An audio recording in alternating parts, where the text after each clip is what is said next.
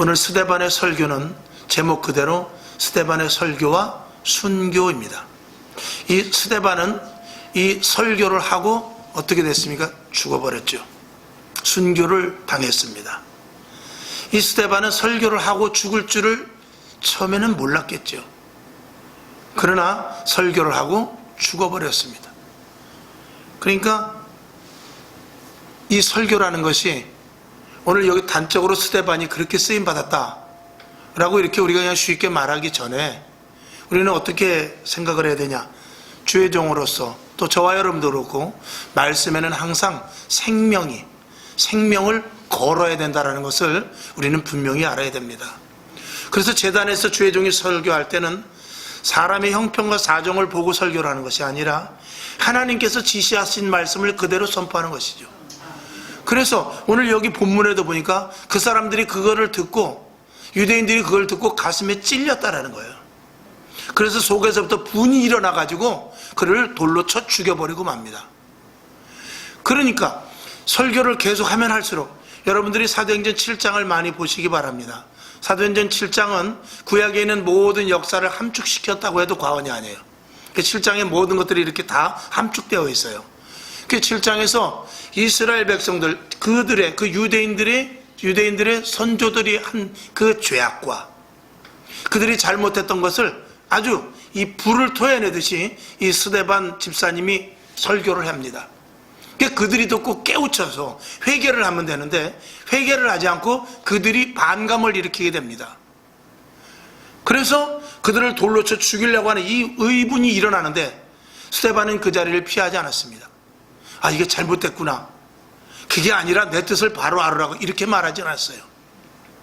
끝까지 스데반은 그 말씀을 시작한 그 원점, 그 말씀을 시작한 그 원 주제를 가지고 돌에 맞아 죽기까지 계속 그 말씀을 전하게 됩니다.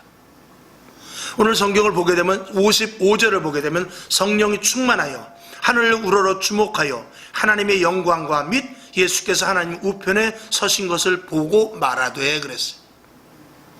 그러니까 유대인들이 들고 일어나 막 속이 분하여서 스데반을 정말 어떻게 죽이려고 막 하려고 그럴 때에 하나님께서는 스데반에게 위에 계신 하나님을, 예수님이 서 계신 것을 환상으로 보게 하십니다. 왜 그랬을까요? 말씀을 그치지 않게 하시기 위해서였습니다. 하나님께서 적극적으로 스데반을 도우시사 죽을 수 있는 그런 상황이지만 힘을 주시기 위하여서 하나님께서 환상을 보게 하시는데 밑에 관중들이, 유대인들이, 군중들이 돌을 집어서 던져서 죽이려고 하는 그 모습을 가리우고 오히려 위에 하늘로부터 주님이 서 계신 그 환상을 보게 하심으로 말미암아서 하나님의 말씀을 거침없이 전할 수 있게 하셨습니다. 이게 주의 종이죠. 이게 복음을 선포할 수 있는 자의 특권이면서도 그렇게 해야 되는 의무인 것입니다. 만약에 제가 여러분의 형편과 사정을 본다면은, 한 사람 한 사람의 형편과 사정을 본다면, 저희 교회는 이 작으니까 이렇게 뭐 형편과 사정을 잘 알지만 큰 교회 목사님들은 많은 분들이 모여 있으니까 설교를 하다 보면 걸리는 분들이 굉장히 많이 있을 수 있습니다. 그러나 그것을 생각하면서 설교를 한다면 설교할 수 없죠. 말씀을 설명할 수 없습니다.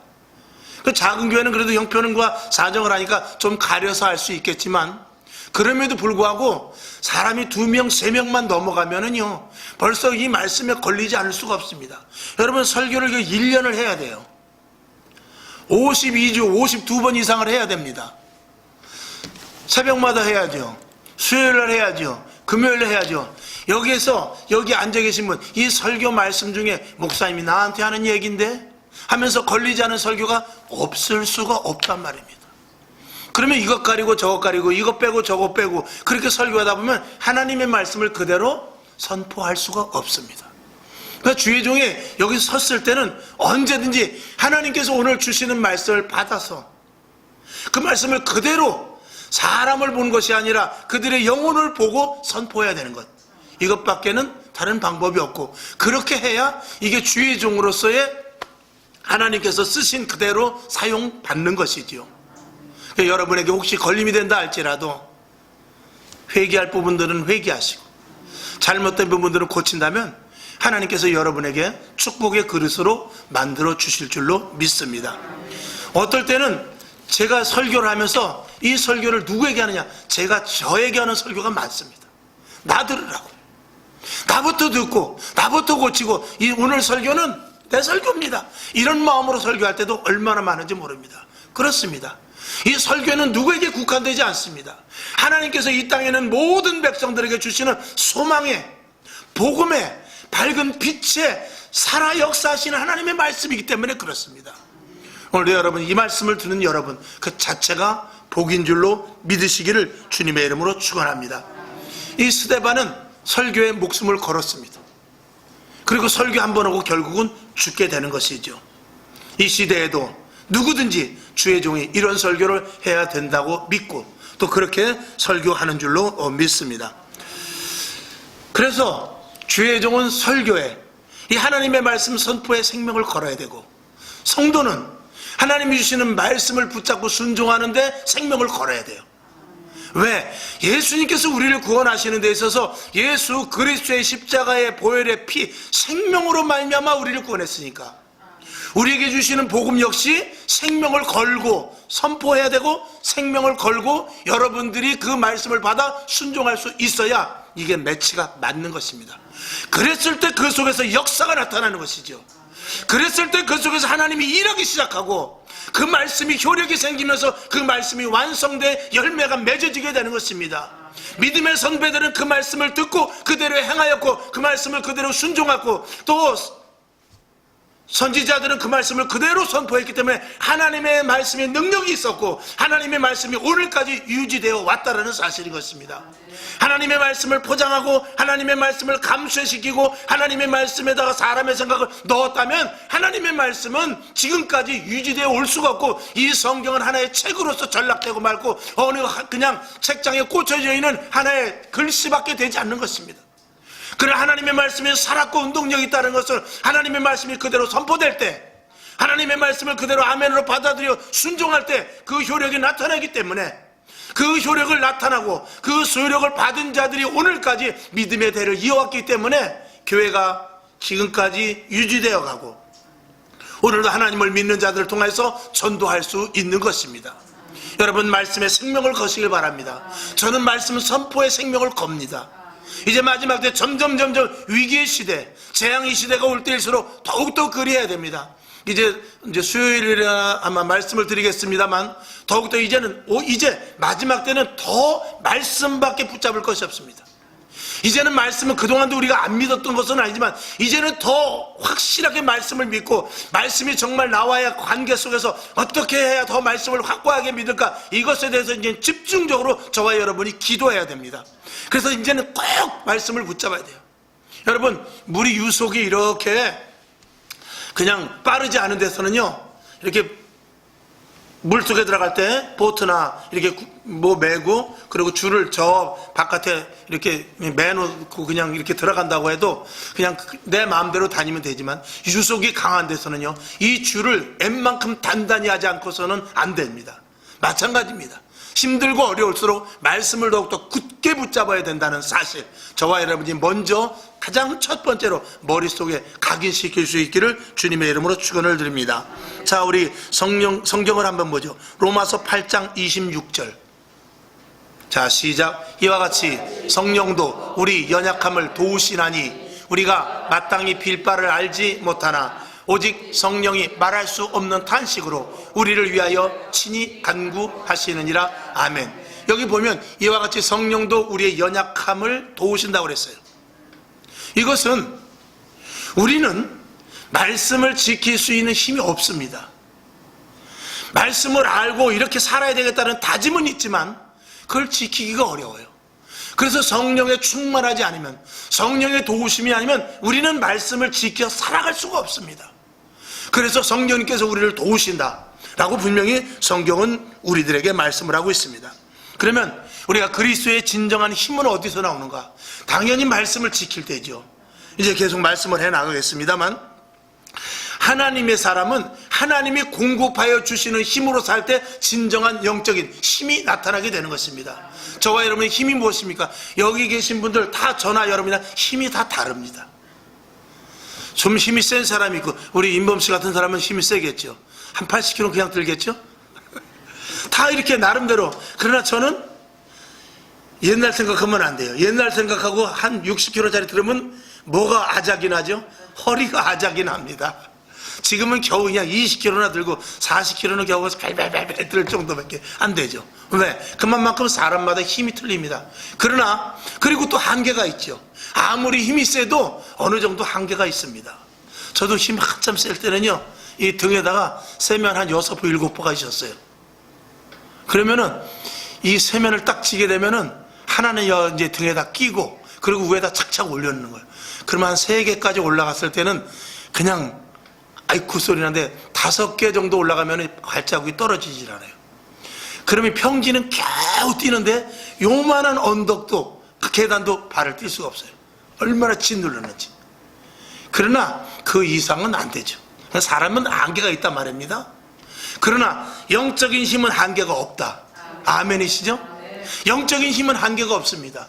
오늘 스데반이 순교하여 죽을 수 있었던 것은 주 예수 그리스도께서 주시는 힘인데, 예수님께서 십자가에 못 박혀 죽으실 때도 주여 저들의 죄를 용서하옵소서, 저들이 하는 것을 모릅니다. 이 굉장한 영적인 힘이거든요. 이 힘이 스데반에게 있었는데, 스데반에게 있어서 그 기도를 하고 자니라 그랬어요. 근데 우러러 하늘을 보니 하늘에서부터 예수님이 보좌 우편에 서 계신 것을 보았다라는 것은 하늘로부터 힘이 공급됐기 때문에 그렇거든요. 여러분, 위로부터 힘이 공급돼야만 그리스도인은 힘이 있는 것입니다. 여러분, 위를 보시기 바랍니다. 한번 위를 보세요. 전등만 보이죠? 기도하란 말씀입니다. 위로부터 내려온 이 말씀을 보란 말입니다. 그랬을 때 우리에게 영적인 파워가 생긴다는 것이죠. 우린 지식으로는 감당 못합니다. 우리의 체력으로는 감당 못합니다. 그러나 영적인 힘으로는 무엇이든지 얼마든지 이길 수 있다는 사실을 저와 여러분이 분명히 알고 믿어야 됩니다. 주님이 힘 주실 때 죽을 수 있어요. 주님이 힘 주실 때 고통을 견딜 수 있습니다. 주님이 힘 주실 때 어떤 재앙과 환난 가운데서도 주님을 놓치지 않을 수 있는 것입니다. 그 다음에 두 번째로 우리 성도의 자부심을 가져야 돼요. 하나님의 자녀라는 자부심을 가져야 이 힘이 생깁니다. 여러분이 국회의원 아들이라고 합시다. 국회의원 자녀라고 생각해 봅시다. 어디 가도요, 이게 참 다 그런 건 아닌데, 이 가난하게 산 사람들은 이런 어떤 그 징크스 같은 게 있어요. 예를 들어 식당을 가도요, 조그만 순댓국집까지 큰 집을 못 가요.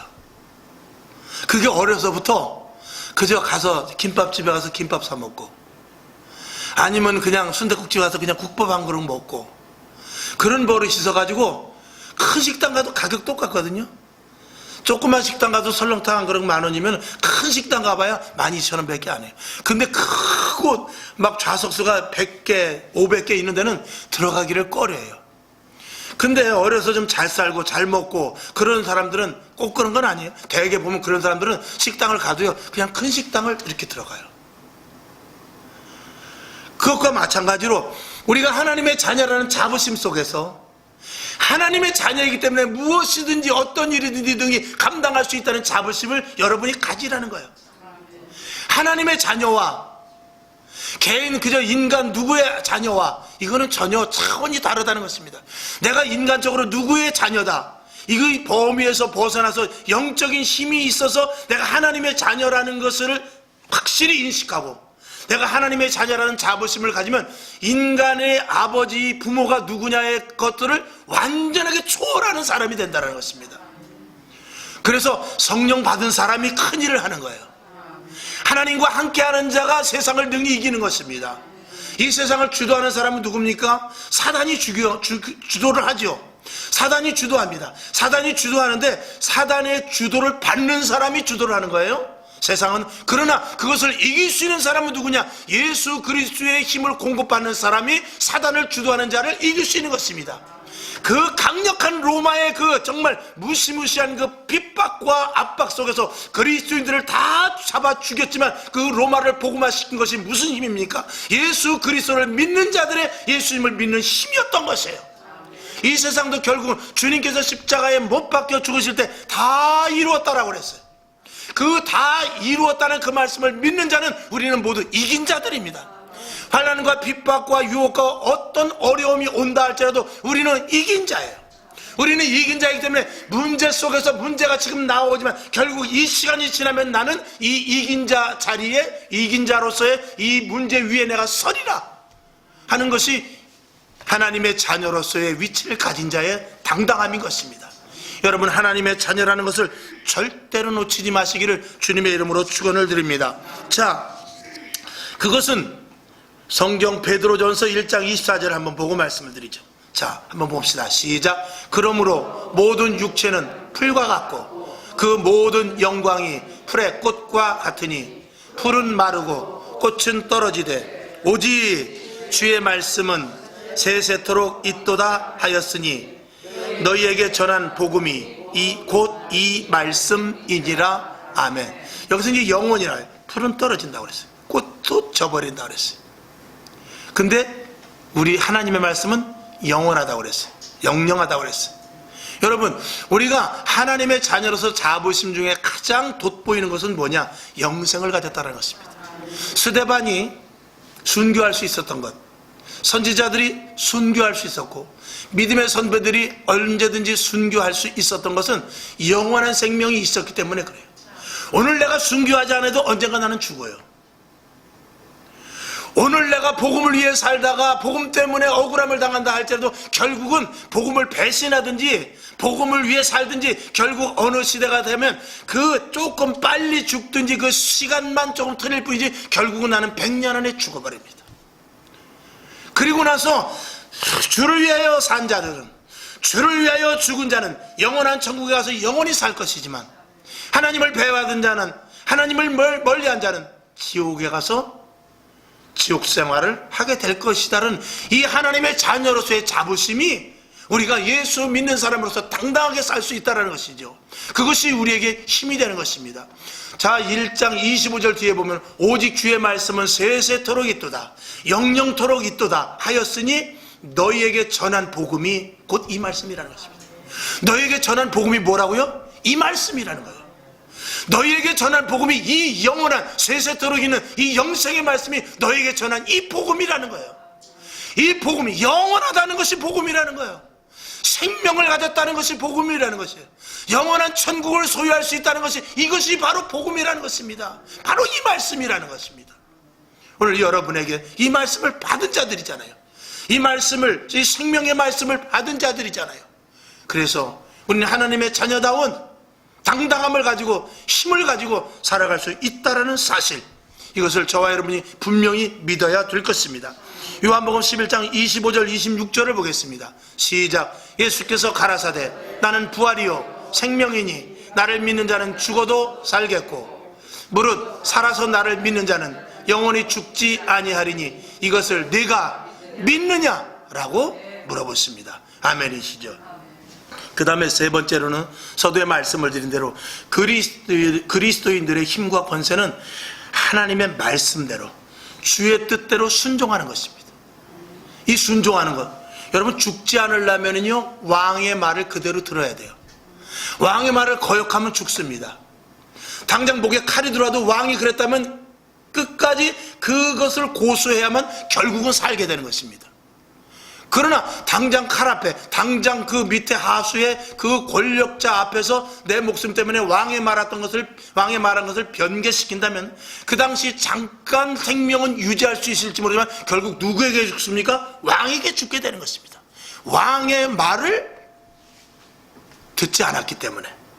그래서 우리가 예수님의 말씀을 따라, 예수의 말씀을 듣고 순종하면서 예수님의 뒤를 따라 예수님의 길을 가는 것이, 이게 가장 우리에게 힘이 된다는 것입니다. 여러분, 우리는 예수 그리스도의 형상을 닮아야 되죠. 예수 그리스도의 품성을 가져야 됩니다. 그리고 예수 그리스도의 심장을 가졌다고 사도 바울도 말했어요. 근데 우리가 예수가 되는 것이 아니라 예수의 말씀을 순종하는 자들이에요. 우리가 부모가 되면은 안 돼요. 부모 말을 순종해야지.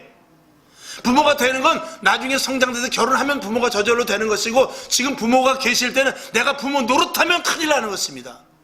내가 부모 노릇하는 것이 아니라 부모의 말을 순종해야만 부모님과 나와의 관계에서 그 가정이 힘 있는 가정이 되는 거예요. 그 가정에 부모도 없고 자식도 없으면 그 가정은 무슨 가정이에요 그거요? 흔한 말로 뭐라 그러죠? 뭐라 그러는데 갑자기 생각이 안 나요. 콘크리트, 아니 무슨 가정이라 그래? 콩가루, 콘크리트가 아니고, 콘크리트는 반대네. 콩가루 가정. 콘크리트 가정이 돼야 되는데 콩가루 가정이 된단 말이죠. 부모 자식 간의 위계 질서가 확실하고, 자식이 부모를 높이면서 아버지의 말, 엄마의 말을 철저하게 순종한다면 누가 옆에서 넘보지 못합니다. 근데 가정이 무너지고, 교회도 마찬가지입니다. 교회도 하나님의 말씀대로 살지 않을 때 하나님의 말씀을 젖혀놓고 여기도 가고 저기도 가고 하나님의 말씀대로 살면서 괜찮아 이 정도는 한다면 세상 사람들이 우리를 어떻게 보느냐? 예수 믿는 사람에 대하여서 콩가루로 보게 되는 것입니다. 그런 사람들이 예수 믿겠어요? 절대로 안 믿죠.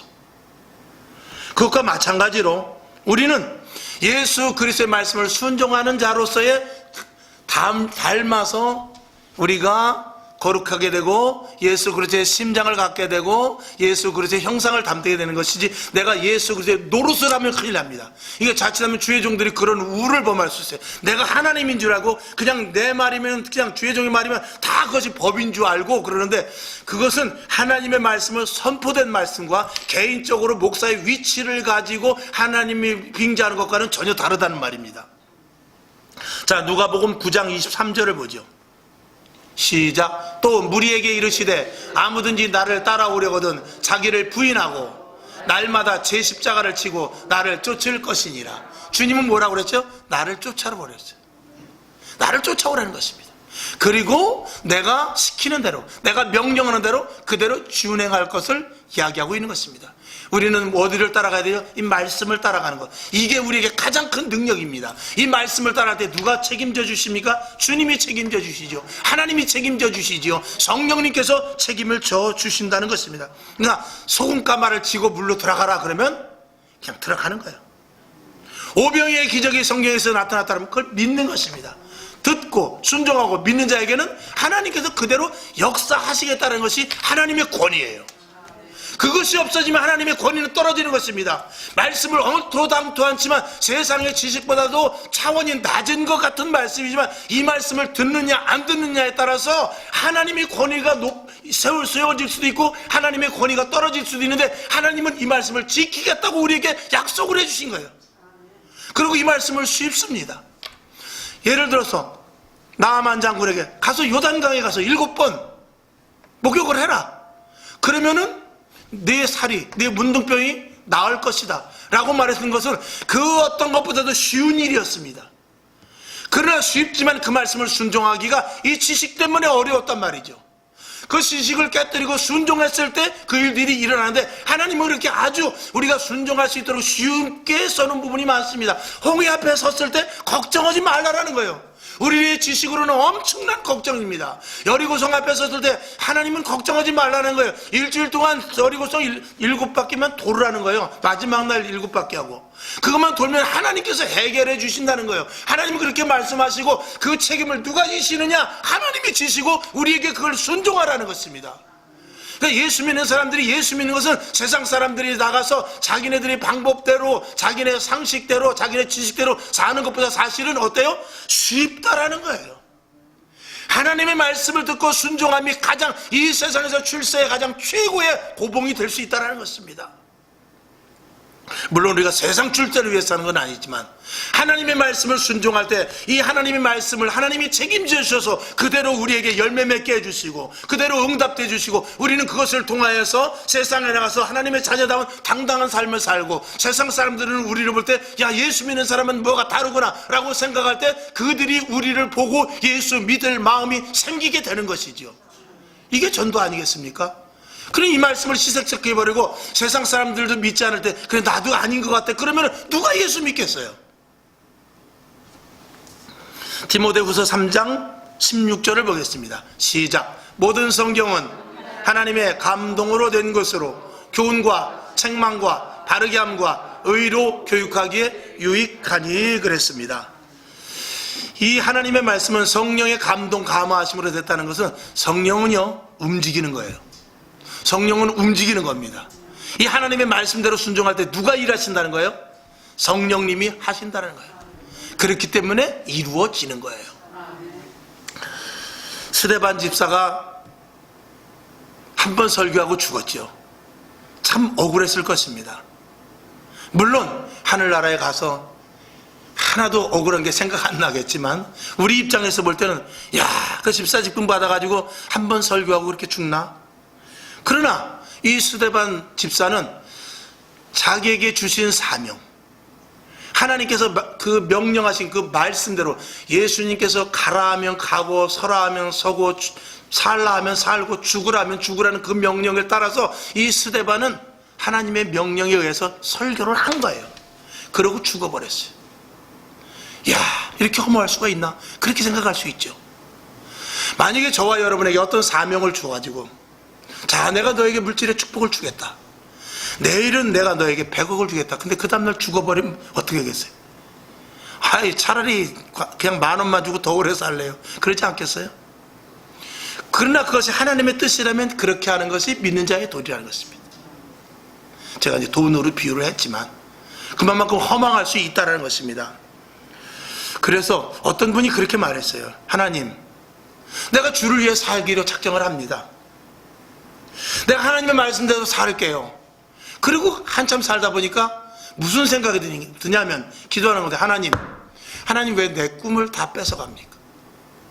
나도 계획한 것이 있고 나도 바라는 것이 있고 나도 한 가족을 꾸리고 나도 내 기업체를 또 나도 내 나름대로 어떤 삶을 살아서 이 청사진을 그려놓은 거 있는데 하나님 왜 내 삶을 다 뺏어가고 그리고 하나님의 말씀대로 살라고만 합니까? 이게 뭡니까? 이게 정말 내 희생이 이렇게 필요합니까? 내 인생의 꿈은 하나도 다 없이 묵살시켜버리고 오직 주를 위해서 살라는 것 이러려고 나를 부르셨습니까? 하는 그런 항변을 했다는 거예요. 그런 항변 나올 수 있겠죠? 스데반도 아마 그랬을지도 모르겠습니다.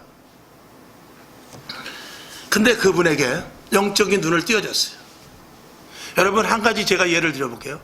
우리나라에 그 북한에서 그 태영호 같은 사람들, 높은 사람들, 그 사람이 거기서 얼마든지 출세할 수 있지만 아부를 하든지 뭐 자기의 그 실력을 가지고 얼마든지 출세할 수 있지만 왜 거기를 버리고 남한으로 넘어왔을까요?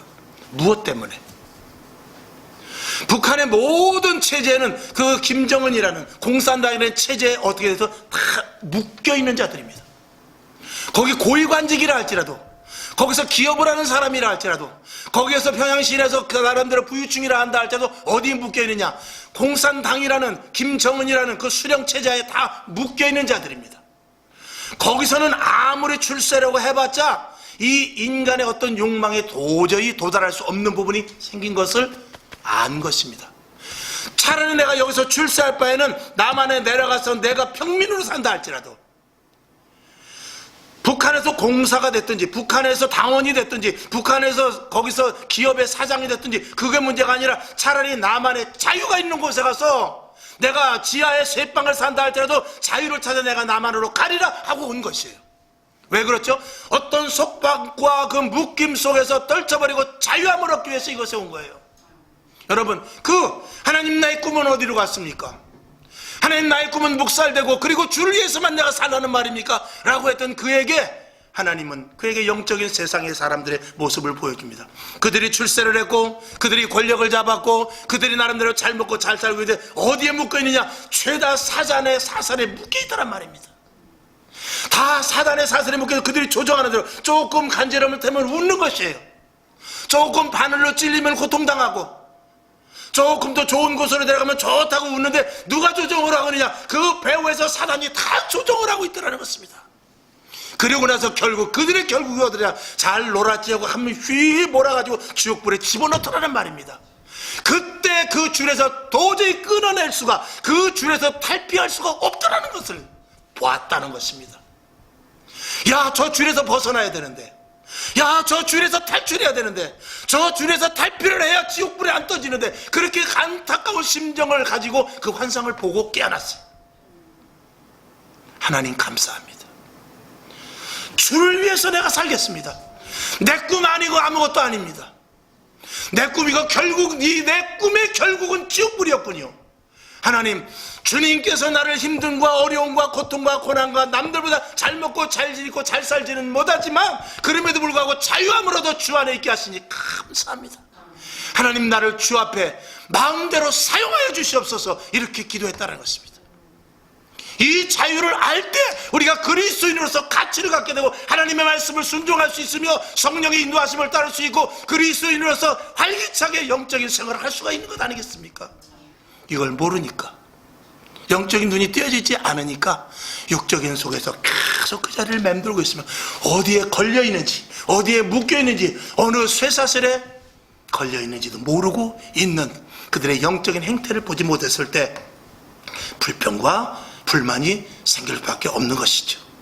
여러분, 우리는 자유함을 얻은 자 아니겠습니까? 자, 누가복음 4장 18절을 한번 보죠. 시작. 주의 성령이 내게 임하셨으니 이는 가난한 자에게 복음을 전하게 하시려고 내게 기름을 부으시고 나를 보내사 포로된 자에게 자유를, 눈먼 자에게 다시 보게 함을 전파하며 눌린 자를 자유케 하고. 아멘. 이게 복음인 것입니다. 이 복음을 우리가 확실히 안다면 우리는 얼마든지 감사할 수가 있어요. 우리는 얼마든지 말씀에 대해서 다 받아들일 수가 있다, 이런 것이죠. 자, 요한복음 8장 32절 잘 아시는 대로 보죠. 시작. 진리를 알지니 진리가 너희를 자유케 하리라. 진짜를 알아야 우리가 자유함을 얻는다는 거예요. 진짜가 뭔지도 모르니까 우리가 나에게 자유를 주세요 그러지, 진짜를 알면은 아, 이게 자유구나라는 것을 우리가 알게 된다는 것입니다. 여러분에게 진리를 알았잖아요. 우리는 진리를 알잖아요. 그래서 우리는 자유함을 갖고 있는 것입니다. 말씀이 지금 길어졌는데, 그 다음에 성도의 힘은 정직한 데서 나옵니다. 이 정직한 것은 비겁하지 않고 정직해야 되는데 이 힘이 없으면 정직하지 못합니다. 이 힘은 어디서 나오냐? 확신이죠. 이 확신이 있을 때는 내가 아무리 약해도 그것을 거짓말을 할 수가 없어요. 확신을 분명히 내가 눈으로 봤는데 아니라고 말할 수 없는 것이죠. 근데 불확실하면은 굴복할 때 굴복될 수밖에 없는데, 그 핍박이나 어떤 억압이나 강압적인 힘에 의해서 내가 굴복될 수 있어요. 그러고 보니까 아닌 것 같기도 하네요. 그럴 수 있어요. 그러나 내가 본 것에 대하여서는 아니다라고 말할 수가 없는 것이죠. 그래서 저와 여러분에게 확신찬 신앙의 믿음이 있는데, 그것은 지금까지 말씀드린 대로 말씀을 순종하고 말씀대로 살아서 많은 증거들을 여러분들이 얻어야 돼요. 그런 체험을 해야 됩니다. 그리고 오늘 스데반과 같이 위로부터 서 계신 하나님의 예수 그리스도의 모습이 보여져야 돼요. 그런 환상도 여러분이 체험할 수 있기를 주님의 이름으로 축원합니다. 기적이 체험돼야 돼요. 열매가 맺어져야 돼요. 또 말씀을, 그런 것들이 체험되지 않는다 할 때도 이 말씀이 믿어지는 성령의 강력한 우리 속에서부터 끓어오르는 그런 부분들이 있어야 되는 것입니다. 여러분에게 그럴 수 있기를 주님의 이름으로 축원을 드립니다. 그래서 주님이 공급하여 주시는 힘으로 살고 성도의 자부심을 갖고 말씀대로 순종하며 산다면 얼마든지 정직하고 신실하되 비겁하지 않을 수 있을 것입니다. 여러분에게 더욱더 확신찬 신앙자들 될 수 있기를 주님의 이름으로 축원합니다. 그 다음에 마지막으로 성도 한 사람 한 사람이 서로 간에 연합이 돼야 돼요. 아까도 말씀드렸지만, 가정에 대해서 말씀을 드렸지만 콩가루 가정이 아니라 콩가루 교회가 돼서는 안 됩니다. 지금 이 시대의 교회가 어떻죠? 교회마다 다 틀려요. 교단마다 다 틀립니다. 목회자마다 다 틀려져요. 하나가 되질 못하고 있어요. 이 하나가 되지 못하면 이건 적들의 밥입니다. 동물의 세계를 늘 제가 말씀을 드리잖아요. 동물의 세계에서 짐승을 잡아먹는 데 있어서 제일 먼저 하는 것은 뭐냐? 가르는 거예요. 가운데 뛰어들어가서 갈라버립니다. 그럼 계속 가르다 보면 이 새끼 좀 이렇게 약한 것들이 이렇게 한쪽으로 처지게 됩니다. 그때 딱 집어 삼키는 것이죠. 그러나 하나가 돼서 아무리 약한 풀을 먹는 짐승이라 할지라도 하나가 돼서 똘똘 뭉쳐서 둥그랗게 스크럼을 짜고 이렇게 서 있으면은요 감히 덤벼들지 못합니다. 아무리 약한 짐승이라 할지라도 흩어질 때, 갈라질 때, 분열될 때 적들의 밥이 되는 것입니다. 교회가 힘들고 어려울 때 여러분 도망가지 마십시오. 주님이 여러분을 부를 때 도망가지 마십시오. 9.11 사태 여러분 보셨죠? 9.11 사태가 일어나니까 많은 사람들이 그 빌딩에서 그 무역센터에서 큰 빛이 나오는데 거기를 향하여 달려가는 사람이 있었어요. 누구죠? 소방관입니다. 불이 나서 다 빨리빨리 나와, 빨리 나와. 아유, 귀중품이 무슨 문제야, 빨리 나와. 그러지만 불속을 향하여 달려가는 사람이 있으니 누구냐? 소방관이에요. 여러분, 교회가 힘들고 어려울 때, 예수 믿기가 힘들고 어려울 때, 재앙을 당하고 고통을 당할 때 누가 교회 안으로 들어가서, 누가 주 안으로 들어가서, 누가 하나님의 말씀으로 들어가서 끝까지 말씀을 고수하고 교회를 지키며 누가 하나님 편에 서 있을 것입니까? 바로 믿는 자들이 돼야 되지 않겠습니까? 진정한 그리스도인들이 되어야 되죠. 끝까지 교회를 지켜야 되죠. 교회가 힘들고 어려울 때 내가 그 자리에 들어서 대신해서 왜 이래? 내가 막을 거야 하는 그런 심정을 가져야 되지 않겠습니까? 가정에서 어머니가, 아버지가 힘들고 어려워 남들한테 깡패나 강도한테 만약에 힘들고 어려울 때 내가 힘이 없어도 끝까지 내가 죽더라도 그 칼 앞에 가서라도 칼을 손으로 잡더라도 그걸 막아야 될 거 아닙니까? 그게 가족이죠. 그렇게 죽기 살기로 달려들어서 내 식구가 달려들면 강도 한 사람 도망갈 수 있는 거예요. 그러나 흐트러져서 엄마 나 몰라고 뿔뿔이 흩어지면 강도는 얼마든지 포승을 하고 집안에 있는 거 다 훔쳐가 버리죠. 교회 안에서 절대적인 것은 하나가 되는 것입니다. 교회 안에서 절대적인 것은 교회 안으로 계속 들어와야 되는 것입니다. 그래서 하나가 되는 모습, 힘들고 어려울수록 더 단합이 돼야 돼요. 가정이 힘들고, 가정이 왜 깨집니까? 힘들고 어려울 때 깨지는 거예요. 그러나 가정이 일어나는 힘은 무엇입니까? 힘들고 어려울 때 하나 될 때 가정이 일어나는 것입니다. 교회도 마찬가지입니다. 영적인 원리나 육적인 원리나 구조는 마찬가지인 것입니다.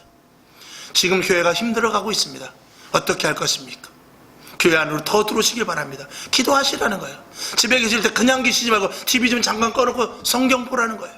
기도하라는 것입니다. 찬송하라는 것입니다. 들었던 설교 또 들으면서 계속해서 내 마음에 이 양식을 쌓아 믿음을 다지라는 것입니다. 그렇게 해서 주 안으로 계속 들어갈 수 있기를 주님의 이름으로 축원을 드립니다. 가룟 유다와 같이 예수님을 시험하지 말고 제자들과 같이 예수님께서 십자가를 못 박혀 돌아가셨으니까 나 고기 잡으러 가야 되겠다고 다 도망가지 말고 스데반 집사와 같이 돌에 맞아 죽는 한이 있더라도 끝까지 위에 계신 하나님을 바라보면서 위에 계신 주님을 바라보면서 복음에 끝까지 열정을 다했던 그런 스데반과 같이 여러분 믿음을 끝까지 지킬 수 있기를 주님의 이름으로 축원합니다. 자, 사도행전 1장 8절 한번 보고 말씀을 마치죠. 시작. 오직 성령이 너희에게 임하시면 너희가 권능을 받고 예루살렘과 온 유대와 사마리아와 땅 끝까지 이르러 내 증인이 되리라 하시니라. 아멘. 그럴 때 사람들이 우리를 두려워합니다. 그럴 때 사람들이 교회를 높입니다. 그럴 때 사람들이 교회를 무시하지 못합니다. 성도 한 사람 한 사람 함부로 하지 못하는 것입니다. 사도행전 2장 43, 또 5장 51절에 보면 사람들마다 두려워하는데 사도들로 인하여 기사와 표적이 많이 나타났다고 했습니다. 그 다음에 아나니아와 삽비라가 죽는 사건이 일어났을 때 그들이 두려워했다고 그랬습니다. 여러분, 교회에서 하나님이 하시는 일들이, 하나님이 살아계신 증거가 계속 나타나면 세상은 교회를 무시하지 못합니다. 하나님의 일이 나타나지 않기 때문에, 그리고 사람 냄새만 나기 때문에 그런 것입니다. 교회가 스스로 가치를 떨어뜨리는 일은 절대적으로 해서는 안 됩니다. 나 때문에 교회 망신당하면 안 되고, 나 때문에 예수님 망신당하면 안 되고, 나 때문에 교회에 불이익을 당하면 안 된다는 그런 자신감과 사명감과 소속감을 가지고 하나님의 자녀로서의 당당하게 살아갈 수 있기를 주님의 이름으로 축원을 드리며, 하나님은 우리 편이 되십니다. 지금도 권세와 능력을 우리에게 주십니다. 그리고 우리에게 평강과 은혜도 허락하여 주시죠. 성전문을 여러분 열고 나가서 당당하게 그리스도인으로서 힘있게 서실 수 있기를 주님의 이름으로 축원합니다. 화평방송 구독, 좋아요 부탁드립니다. 감사합니다.